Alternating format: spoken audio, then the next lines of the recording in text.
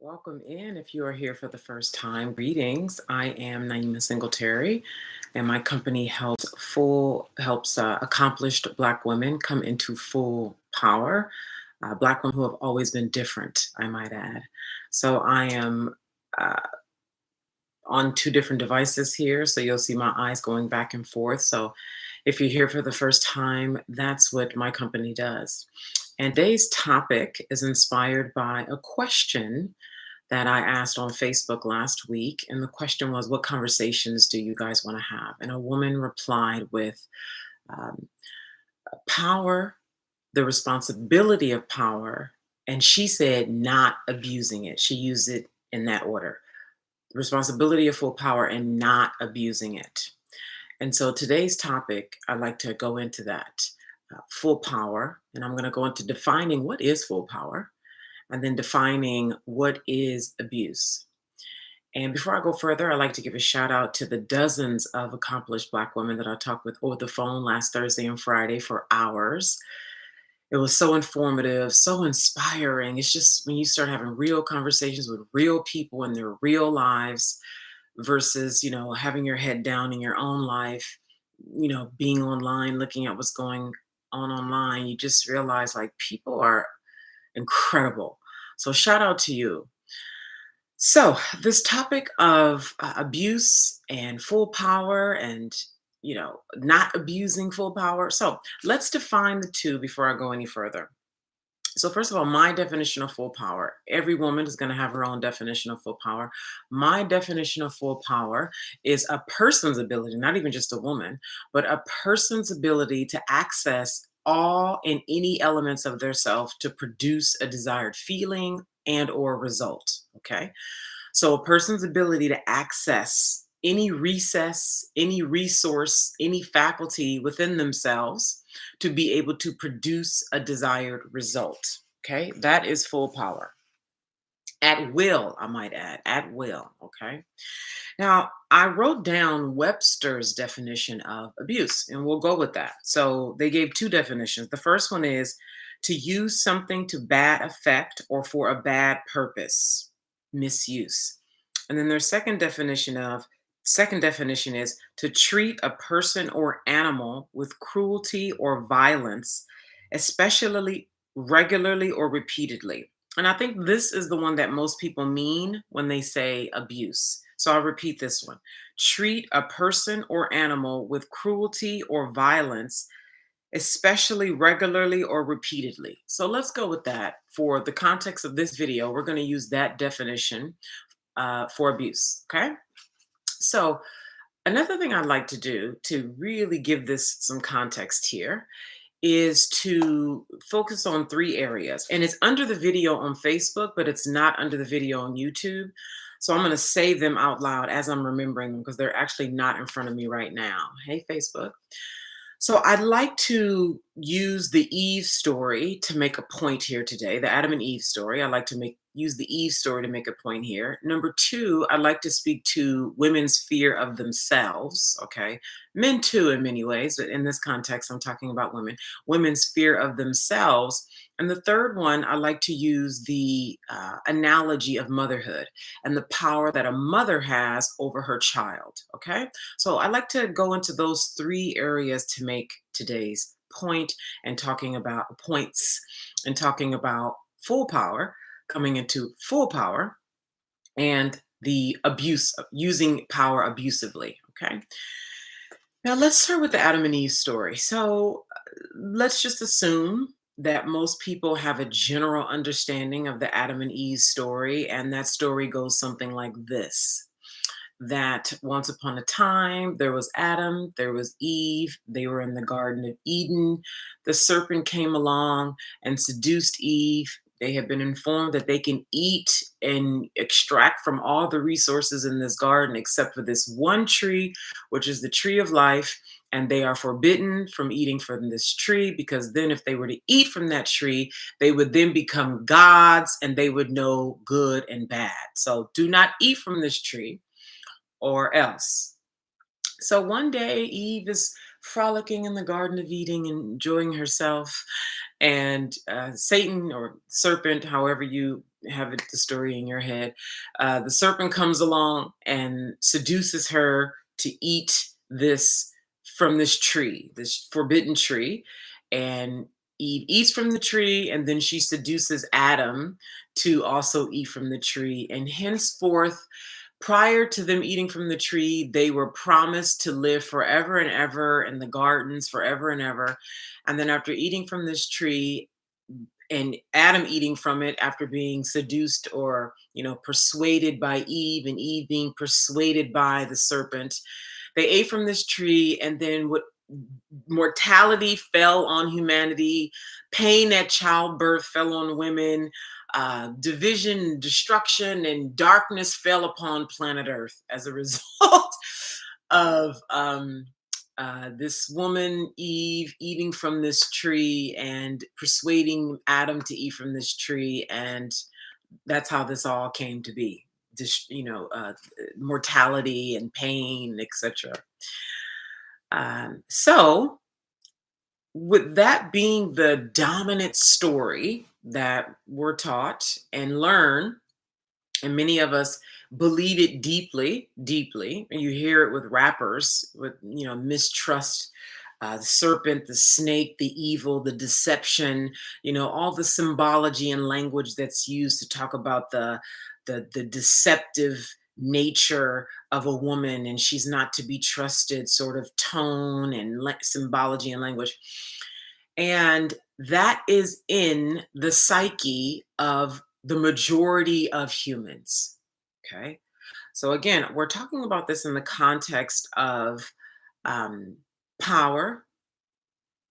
As I said, the second area of women's fear of themselves, rejection of themselves. And then going further, I'm going to bring this into motherhood and a mother having power over her children. So, first of all, one must, as you're looking at you coming into full power and assessing what is full power to you and what you constitute as abuse. Okay. So I have this definition here of full power of abuse based on Miriam's definition, and I'll repeat it: to treat a person or animal with cruelty or violence, especially regularly or repeatedly. Okay. Now, first, it's really going to be important that you toil with your own mind and understand how much of you, and this often find you discover this when you start dealing in your own shadow and exploring patterns in you or ways of being in you that you don't seem to be able to break patterns.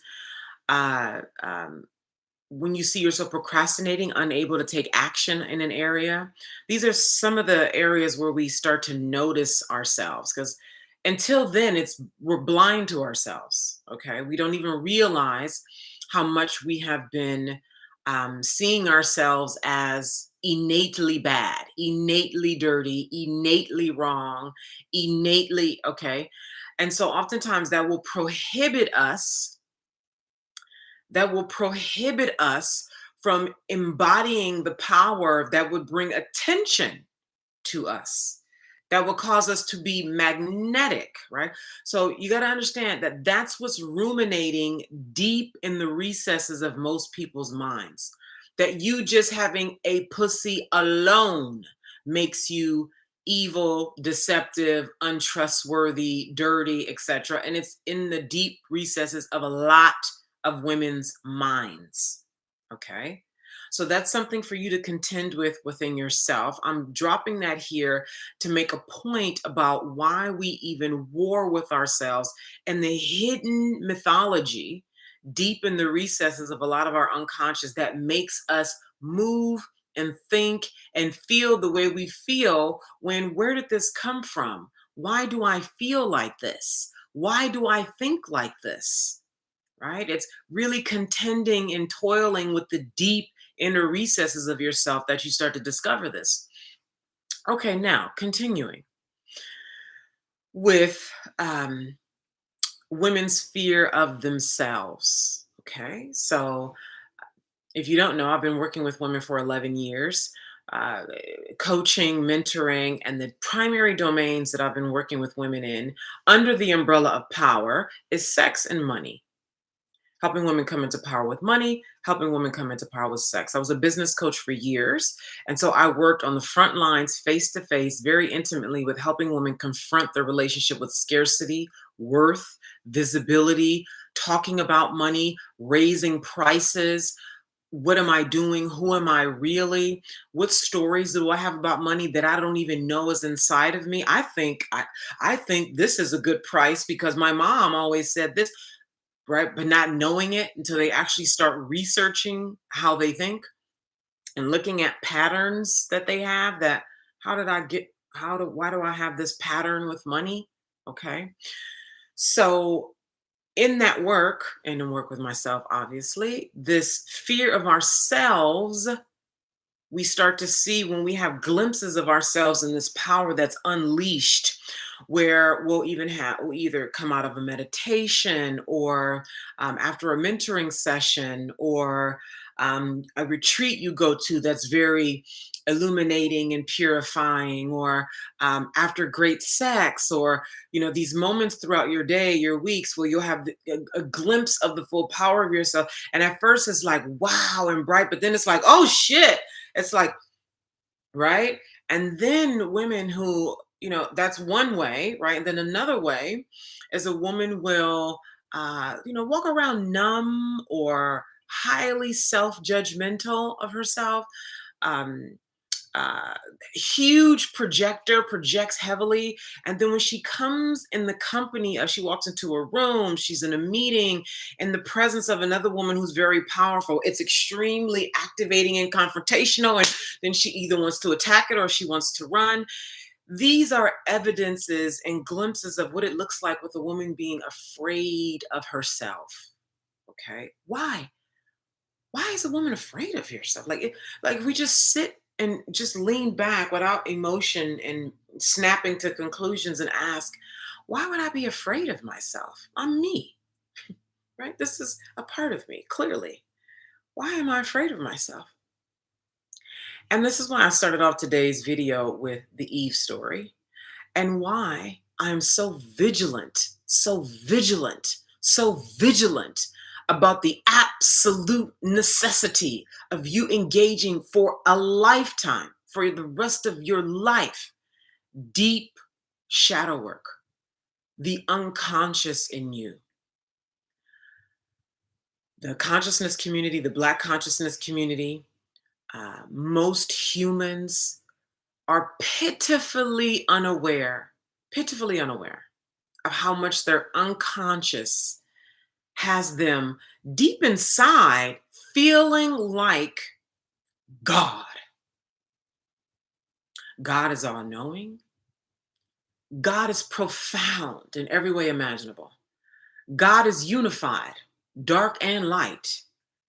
God is all, right? Let's just assume that's your understanding of God. God is almighty. How does one deep down feel like almighty and yet come out and live the way you may be living? Afraid, hiding, small. Is that God? When you really sit down with yourself quietly for 30 minutes and you just question, how can I know so deeply down inside that I am the itness? You know it deep down. When you get out of it, right? All the programming, all the conditioning, all of the everything that had you playing small, and you really lean back and you have your moments of clarity, and you just know, right? And it's oftentimes in a very soft place that you know, in a very calm place. It just is, and yet you play like a peasant, a small thing out here. And when you look at the gap between the two, what's going on here? What's going on here? The answer is in your unconscious. The answer is in your unconscious. This is why we're afraid of ourselves. Deep, repressed in the dark, hidden, invisible realms of our beings are symbols, messages, tapes about who we are as female beings. The dominant states or tapes, in dominant states too, the dominant tapes that are just running all the time, deep in your unconscious, where you will be required to make a lifestyle out of engaging in your unconscious, observing yourself without judging yourself, just noticing your automatic reaction to this video, that video, this comment. Notice automatic reaction to your own thought, a thought that you think regularly, that you've been thinking it for 20 years, and it's so normal when you're thinking, you don't even see it anymore, it just plays. And then one day you catch it and you're like, all that, a lifetime of assessing your unconscious, judgment free. The tapes that are playing, the dominant tapes that are playing, is that women are less important than men. That's one. Okay, let's just start there. Women are less important than men.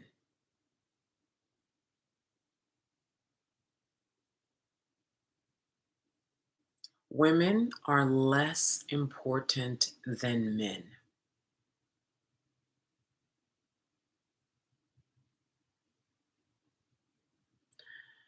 With that playing deep in the recesses of a lot of women's mind, could that explain why we, without even thinking about it, oftentimes when we know a thing, we know, we'll still defer to a man?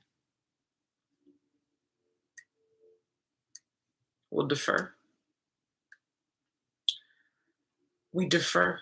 Right? That just one right there. That's one dominant tape that's running in the unconscious of a lot of women's mind, that we are less important than men.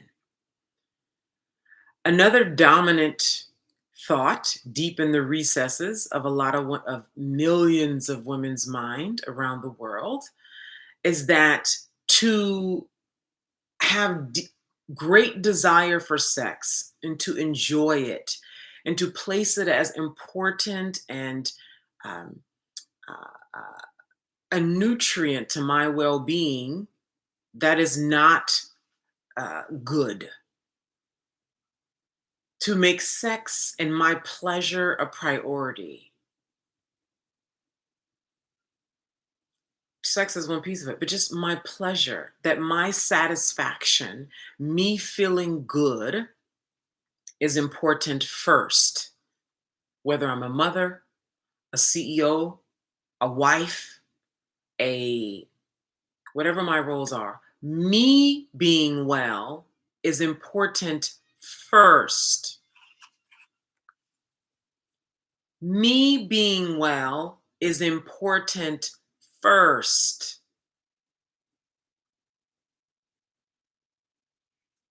Me being well is important first. A lot, and the domain, the kinds of tapes that are running, or let's go back to this, are less important than men. And what I have seen as the theme in working with so many women over the years around the world is the conversation of worth. How many times has that come up in your mind in conversations with other women? Am I worth this? Am I worth this amount of money? Am I worth this man? Think about that. Am I worth a life that I love? Am I worth, and we could take this even further. When you have all the material things that's supposed to be satisfying, the house, the cars, the portfolio of investments, the husband, the travel, and yet it is not enough. What Am I worth more? Am I being ridiculous to desire more when I have all the things that's supposed to have me be pleased and content?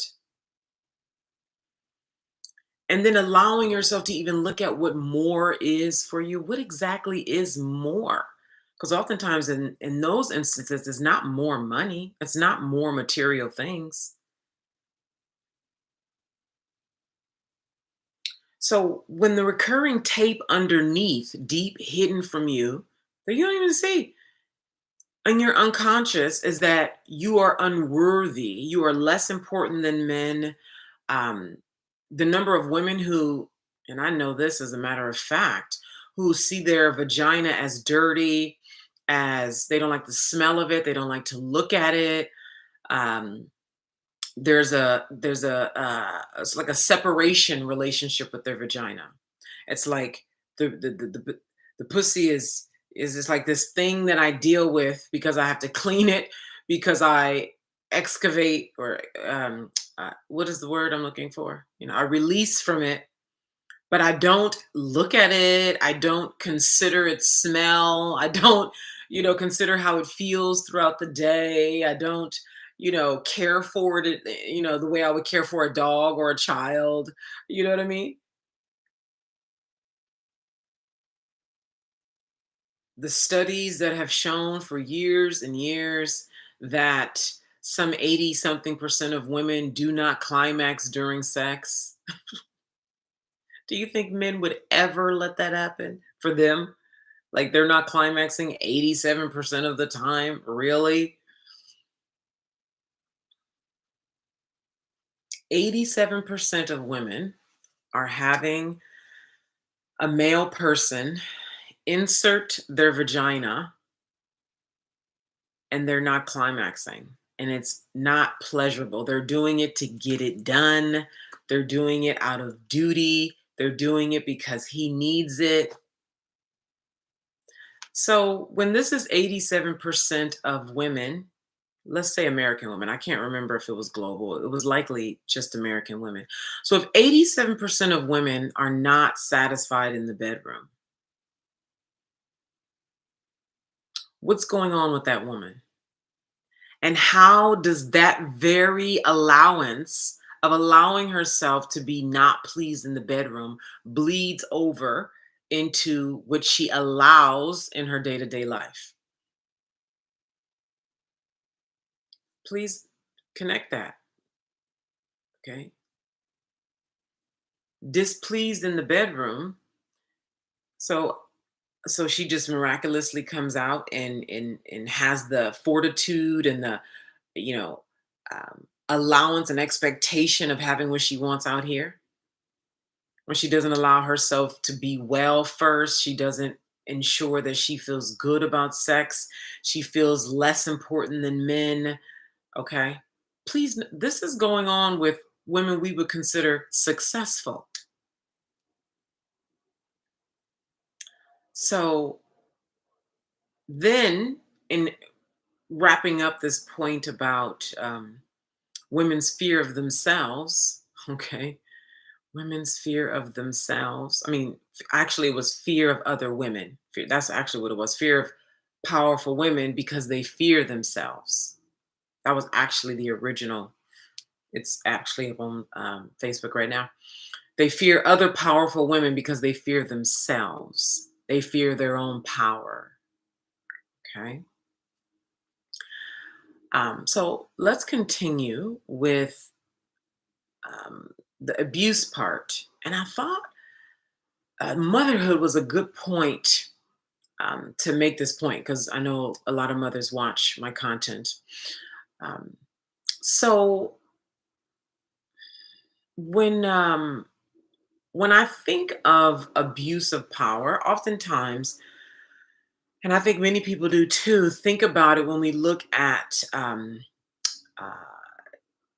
through the racial lens, like cops, abuse of power, politicians, abuse of power. Um, Oftentimes, husbands who are the primary breadwinners. A lot of women have complained about this, have, because of their abuse of the power of being the breadwinner.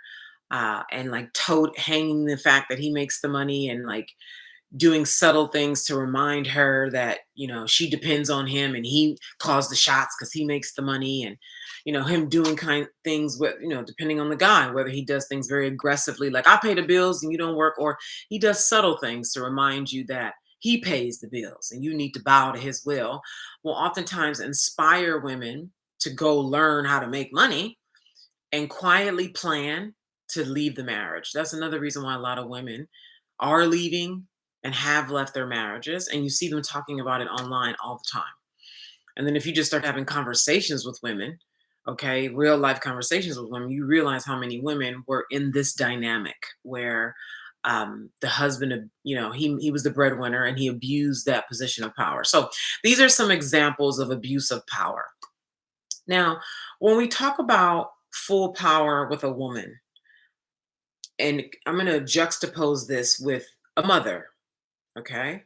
So now, a mother has full power over her child, particularly before in the child's formative years. Let's say the first 5 years of the child's life, and absolutely in the child's first 3 years, right? The child is absolutely, completely, utterly dependent on the mom, right? The parents, right? And in those first 5 years, the child is picking up cues left and right. They're in hyper learning mode about bonding, about what safety feels like, about what comfort and love feels like, about what protection feels like. They're learning about tone of voice. They're learning about conversations with people. They're learning language. I mean, like, right? They are just sponges taking it all in. And in those first 5 years of the life, and I know it's more, I'm just focusing on the first 5 years, okay? And the first 5 years, the mother has absolute power to abuse that power and make the child do things the child doesn't want to do, uh, affect harm on that child in ways that are just utterly abusive. Um, she just has full control. Like the child is a clean, pure petri dish, and she has the full power to utterly abuse that power and either cause great harm to the child or revere the child and treat the child as the immaculate conception that it is, right? Now, I'm using that so we can have something outside of women in power to juxtapose these two. Now, that's a very powerful role that a mother has, right? She can abuse that power. She can. Similarly, a woman in full power can abuse that power. She always can. It is her choice and her subjective ideas about morality that dictate if and will she abuse. So I'm putting this here just like a putting it here. Abuse can happen. Now, let's get into some nuance here.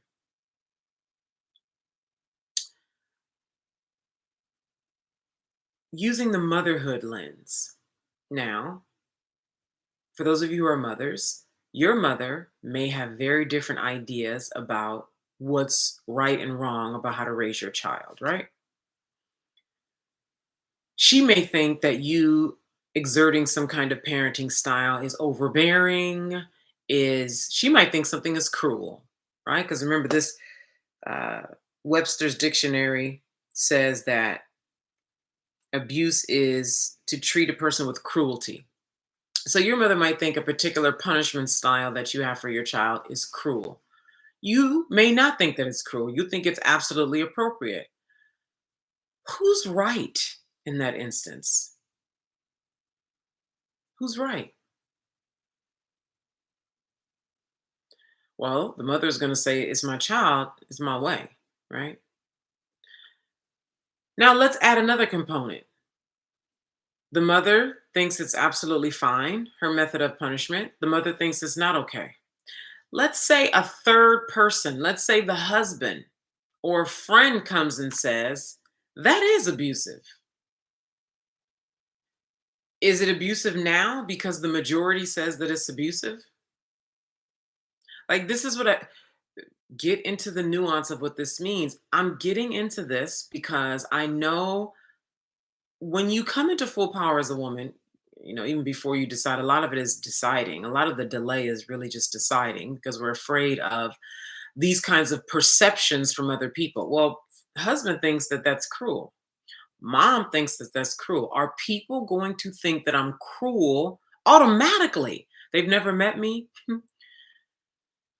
But even my style of presentation has them feel. So I'm bringing this up to give context about when other people's ideas about something comes to your doorstep, are they right? And how does that impact you? So if I'm the mom, this is my child, to me it's not cruel. To the husband and to my mom, it's cruel. What do I do? What do you do? It's cruel. It's abusive.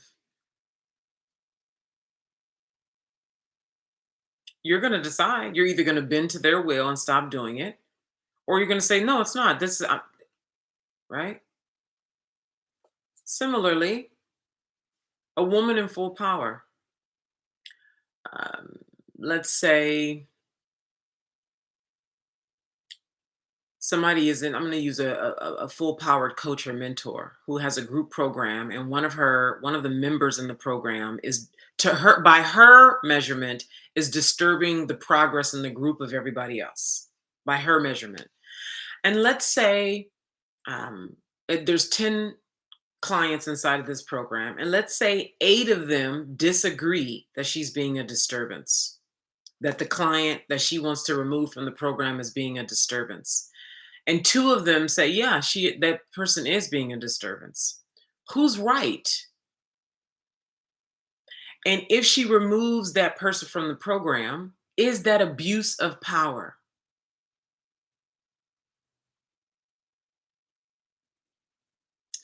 Now, continuing with this example here.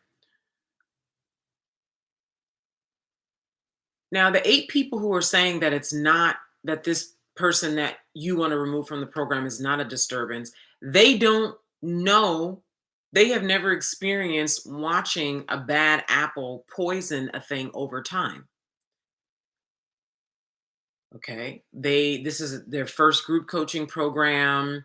They're not aware of the group dynamics. They don't know how this goes, where you've seen this happen 17,000 times, where somebody does little things to rock the boat in subtle little ways, and you see it, and you know that over time, if it's not nipped in the bud, it graduates. But they are not experienced in the way that you are.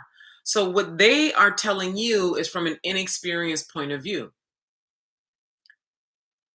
Is that abusive for you to say, thank you for sharing your perspective? However, I'm removing her from the program. And to them, that's abuse of power.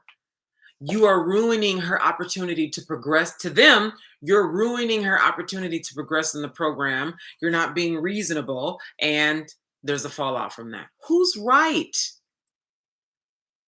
And is it about being right? But is it right? Who's right?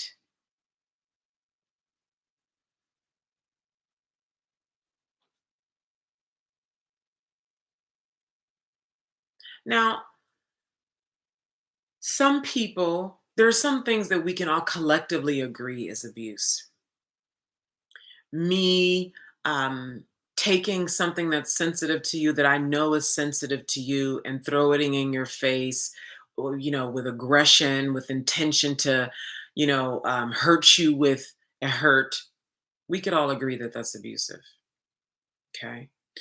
And I bring this topic up. I decided to speak about it after the woman mentioned it in the comments on Facebook, because this it's so important that we deeply, deeply question our own selves before we start allowing ourselves to be swallowed by other people's perspectives and opinions, because everybody is looking at life through their lens. They're looking at it through their lens, through their experience, through their desires, through they have their own conditioning, they have their own unconscious. And we can all look at the same situation and have very different views on it. And there are other situations we can look at and there will be a consensus. Right? We all looked at that George Floyd video and that was a consensus. That was like, right?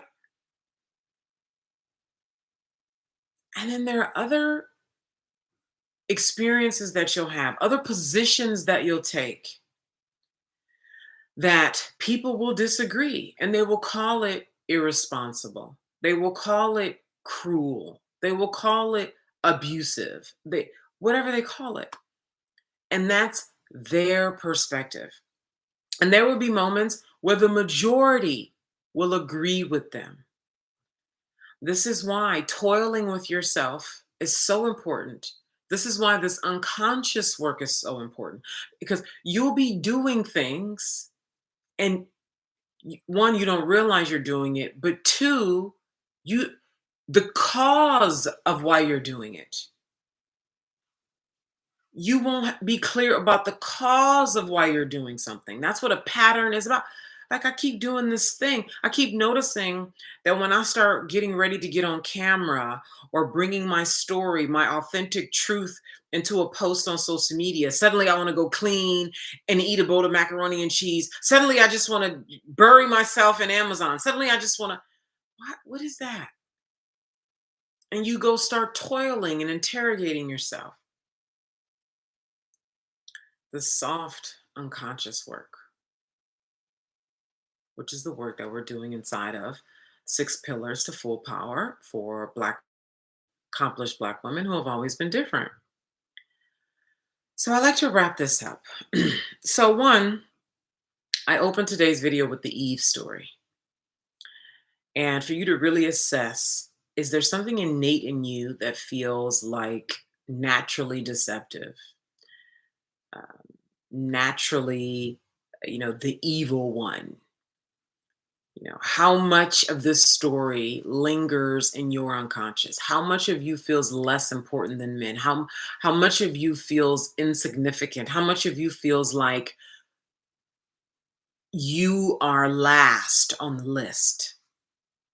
How much of you feels like you are last on the list? So last sexually, last as far as your wellness, as far as your enjoyment and actually, feeling good. Okay. That's something for you to go sit quietly with and engage the feminine principles that I often talk about of softness, of relaxation, inquiry, space, etc. And then the fear of other women in power because you fear yourself. Okay. You fear living out this vast unknown element of yourself, which is absolutely magnificent, by the way. I am so utterly ready to engage with the profoundness of you in your purified self. Ah, okay. And then lastly, using the examples of motherhood and that you do have the ability to abuse and you choose to what degree you will assert your power. And using the example of as a coach, when you have the authority to remove someone from a program, even deny someone from coming to a program or anything else that a person could look at and see it as abuse, you are at choice for how you will use that power. We are always at choice. Everybody who's in any kind of power is always at choice. And it is the subjective morality of the individual that determines the power that will be asserted on a case by case basis. That's what it is. And there will be plenty of people who will agree with you, and there will be plenty of people who will disagree with you. And who will you be in the face of disagreement? Who will you be in the face of disagreement? Alrighty. So that concludes today's video. Yay! So feel welcome to reach out if you'd like to have a conversation about working together. Today, no, Friday, this coming Friday is the deadline for enrollment in the Six Pillars to Full Power for Black Women Who Have Always Been Different 6-week live interactive course plus mentorship. The link is with this video. Thank you so much for being here. I look forward to connecting with you again next Monday at 9 a.m. Pacific. Bye bye.